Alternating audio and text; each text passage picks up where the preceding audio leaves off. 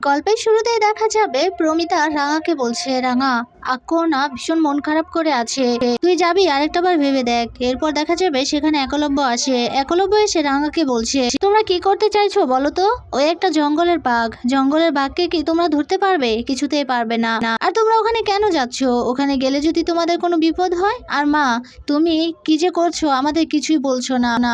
কখন বাড়িতে আসছো আর কখন বেরিয়ে যাচ্ছ কেউ কিন্তু কিছুই জানছে না। আর তুমি বাবাকে বলছো না, বাবা কিন্তু ভীষণ অভিমান করে আছে, আমাকে প্লিজ বলো। আর তখনই দেখা যাবে প্রমিতার ফোনটা বেজে ওঠে। এরপর প্রমিতা ফোনটা রিসিভ করতে ওপাশ থেকে পাঞ্চালি বলছে, কোথায় আছো তোমরা?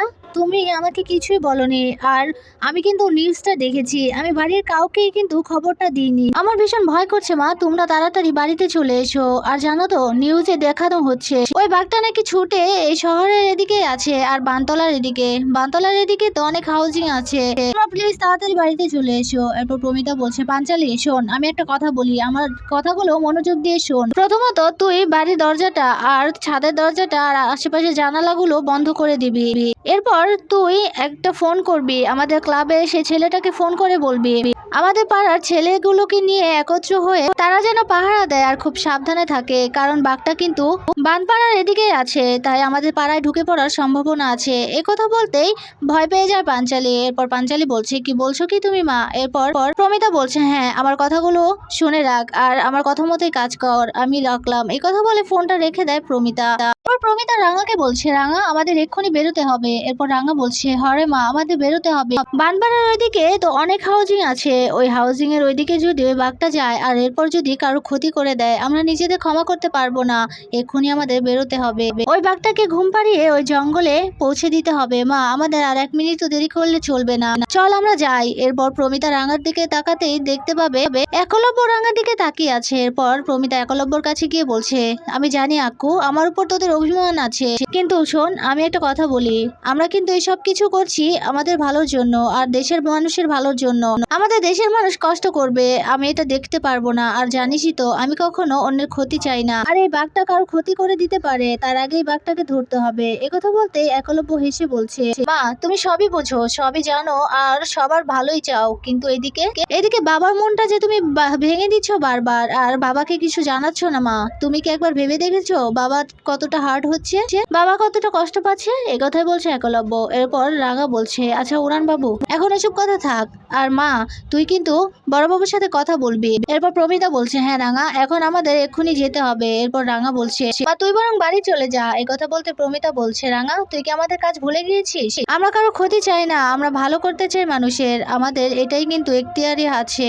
দেখ এই ভাগটা যদি কারো ক্ষতি করে এরপর কি আমরা নিজেদের ক্ষমা করতে পারবো না রাঙা, তাই বলি আর পিছন দিকে তাকাতে হবে না, চল এক্ষুনি বেরোতে হবে। কথা বলে রাঙার সাথে হাত ধরে প্রমিতা বেরিয়ে যায়। ওইদিকে গাড়িতে উঠে তীর দিয়ে আশেপাশে দেখছে রাঙা আর তীরটা ধরে আছে। এদিকে দেখা যাবে ফোন এসেছে রাঙা, একলব্য ফোন করেছে। এরপর রাঙা বলছে, হ্যাঁ উড়ান বাবু বল। এরপর একলব্য বলছে, ওই যে বানতলার ওইদিকে যে একটা হাউজিং আছে ওর আশেপাশে কিন্তু ওই বাঘটাকে দেখা গেছে, সত্যজিৎ দা আমাকে ফোন করে জানিয়েছে, তোমরা সাবধানে থেকো। এরপর রাঙা বলছে, ঠিক আছে উড়ান বাবু। কথা বলে ফোনটা রেখে দেয়। এরপর প্রমিতাকে সমস্তটা খুলে বলে। এরপর রাঙা বলছে, মা আমাদের এক্ষুনি যেতে হবে ওখানে। কথাই বলছে রাঙা। ওইদিকে দেখা যাবে অঙ্কুরের ঘুম ভাঙতে নিচে এসে দেখতে পায় পাঞ্চালিকে চা বানাতে বলছে। এরপর অঙ্কুর বলছে, আমি কিছু বুঝতে পারছি না এসব কি হচ্ছে, মা আর রাঙা ওখানে গেছে একা, মা কখন এলো আবার কখনই বা বেরিয়ে গেল। এরপর পাঞ্চালি ইশারা করে একলব্যকে দেখিয়ে দেয়। এরপর অঙ্কুর একলব্যকে চুপচাপ বসে থাকতে দেখে। অঙ্কুর কি একলব্যকে বলছে, একলব্য তুমি চিন্তা করো না, ওদের সাথে তো পুলিশ ফোর্স আছে আর বন বিভাগ থেকেও লোক গিয়েছে, তাই রাঙার মায়ের কোনো ক্ষতি হবে না, তুমি চিন্তা করো না। আর জানো তো একলব্য, মা রাঙা কারো ক্ষতি চায় না, মা রাঙা কোনোদিনও মানুষের ক্ষতি হোক এমন কিছু করবে না। আর সবচেয়ে বড় কথা, কেউ যদি মানুষের ক্ষতি করতে চায় তাদের সামনে ঢাল হয়ে দাঁড়ায়, জানোই তো একলব্য।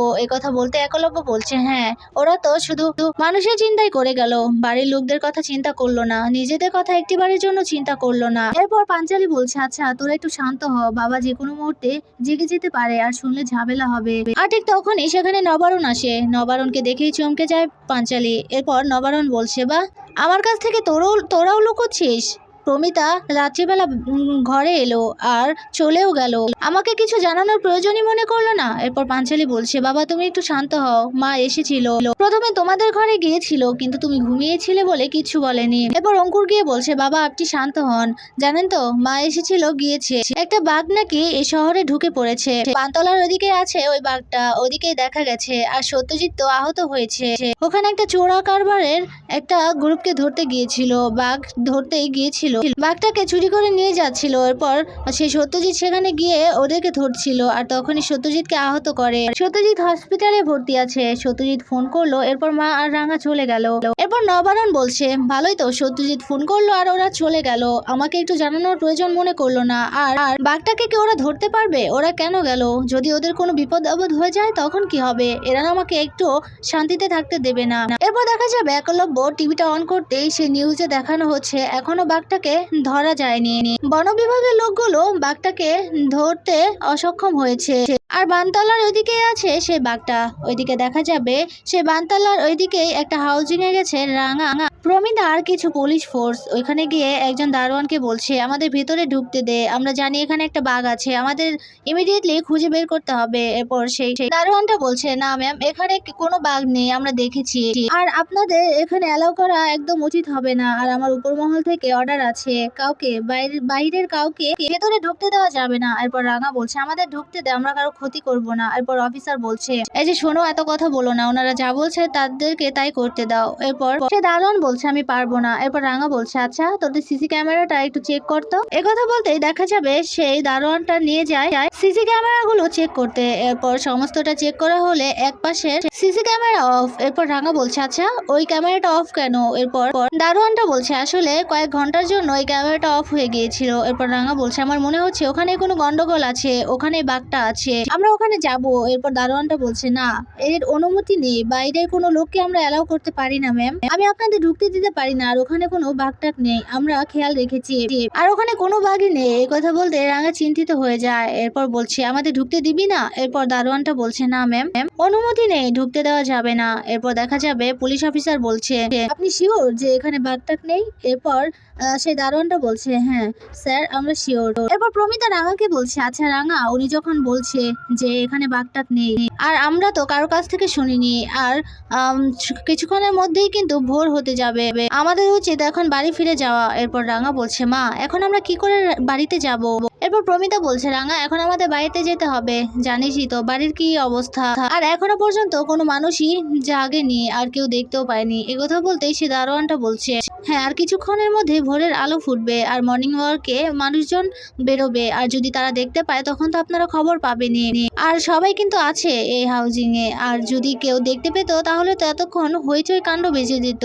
এরপর প্রমিতা বলছে, ওনার কথা কিন্তু যুক্তি আছে রাঙা, চল আমরা বাড়ি ফিরে যাই, আমরা কাল সকালে আবার আসবো না হয়। একথা বলতে রাঙা বলছে, না মা আমি যাবো না। এরপর প্রমিতা রাঙাকে বের করে নিয়ে বলছে, রাঙা দেখ, আমাকে অঙ্কুর মেসেজ করেছে, তোর বড় বাবু নাকি ঘুম থেকে জেগে গিয়ে কি সব বলছে, অনেক রাগারাগি করছে, অঙ্কুর এগুলোই বলছে মেসেজ করে। এরপর রাঙা মেসেজটা পড়তে থাকে। এরপর প্রমিতা বলছে, রাঙা আমাদের এক্ষুনি বাড়িতে যেতে হবে, আর যদি এখন না যাই বাড়িতে হুলস্থুল কাণ্ড বেজে যাবে। একথা বলতে রাঙা বলছে, মা আমার কেন যেন মনে হচ্ছে এই বাঘটা এখানেই আছে। এরপর দেখা যাবে সে পুলিশ অফিসার গুলো বলছে, ম্যাম আপনারা এখন বাড়িতে যান, আর যদি লোকজন দেখতে পায় বাঘকে তাহলে তো খবর পাবেন আপনারা। এরপর রাঙা বলছে, মা আমার কিছুতেই মন সায় দিচ্ছে না, আমার মনে হচ্ছে বাঘটা খুব আশেপাশেই আছে আমাদের, কিন্তু আমরা কেন দেখতে পাচ্ছি না। এরপর প্রমিতা বলছে, রাঙা আর চিন্তা নয়, চল এবার। এই কথা বলে বেরিয়ে পড়ে দুজনে। ওইদিকে দেখা যাবে সবাই ড্রয়িং রুমে বসে আছে। এরপর সার্থকী ময়নাকে ফোন করেছে। ময়না বলছে, না সার্থকী, আমি বুমকে নিয়ে বেরোইনি, আমরা তো ওর বাড়ির ভেতরেই বসে আছি,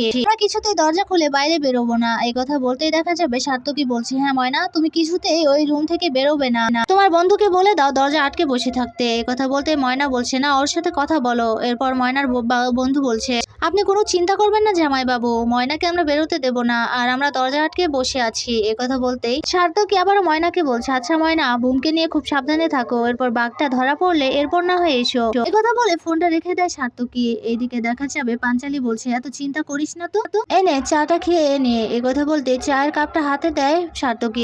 এরপর দেখা যাবে নবারণ বলছে, আচ্ছা ময়নার বুম কোথায় গেছে? এরপর সার্থকী বলছে, আরে ওর একটা বন্ধুর মেয়ের জন্মদিন, সেখানে গেছে কালকে রাত্রিবেলা, আসতে পারেনি বেশি রাত হয়ে গিয়েছে, সে কারণে ওখানে থেকে গেছে। আর আজকে সকালে তো আমি নিউজে দেখলাম যে শহরে নাকি একটা বাঘ ঢুকে পড়েছে।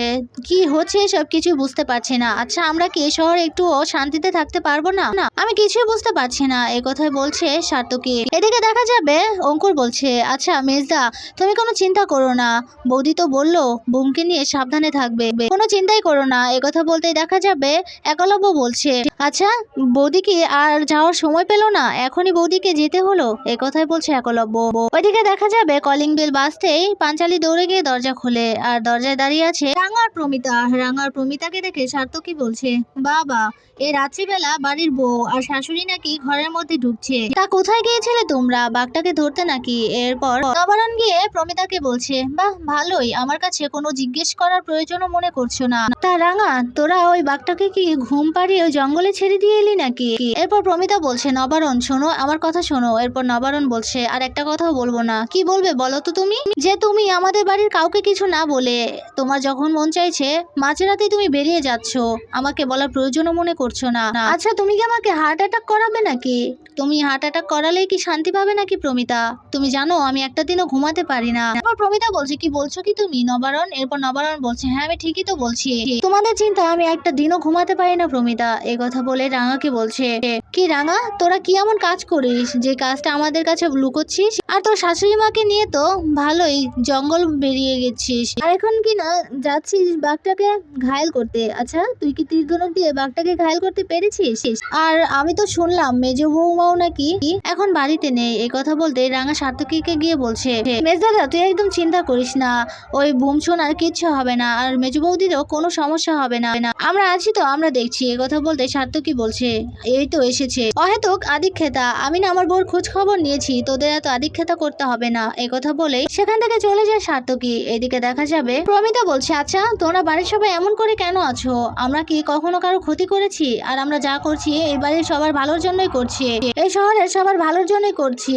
আর জানো তো একটা বাঘ ঢুকে পড়েছে, এই মাঝরাত্রি বেলা যদি আমি তোমাকে বলতে যেতাম তাহলে আমি কিছুতে যেতে পারতাম না, সে কারণে কিন্তু তোমাকে না জানিয়ে গিয়েছি নবারণ। আর শোনো আমরা কি এমন অপরাধ করেছি? আমরা কোনো খারাপ কাজ করেছি? আমরা কোনো খারাপ কাজ করিনি নবারণ, বরং আমরা দেশের কাজ করতে গিয়েছি। এই কথা বলতে নবারণ বলছে, আমাদের উদ্ধার করে দিয়েছো। এরপর প্রমিতা বলছে, শোনো আমাদের একদম এভাবে সন্দেহ করবে না প্লিজ, তাহলে নিজের কাছে নিজেকে ছোট মনে হয়। এরপর একলব্য বলছে, আচ্ছা এখন সবাই থামো, যেহেতু চলে এসেছো আর কোনো চিন্তা নেই, তোমরা প্লিজ দয়া করে আর বেরিও না, আমি একটু ঘুমোতে চাই, সারা রাত ঘুমোতে পারিনি, আমাকে ঘুমোতে দাও প্লিজ, তোমরা দয়া করে বেরিও না। এই কথা বলছে একলব্য প্রমিতা আর রাঙাকে। এরপর রাঙা তাকিয়ে আছে একলব্যর দিকে। একলব্য বলছে, কি হলো বুঝতে পারছো তো তোমরা, আমাদের প্লিজ একটু শান্তিতে ঘুমোতে দাও আর নিজেরাও ঘুমো।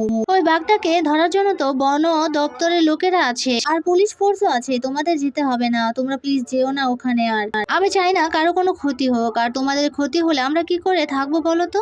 এই কথাই বলছে একলব্য। একলব্যর কথা শুনে রাঙা তাকিয়ে আছে একলব্যর দিকে।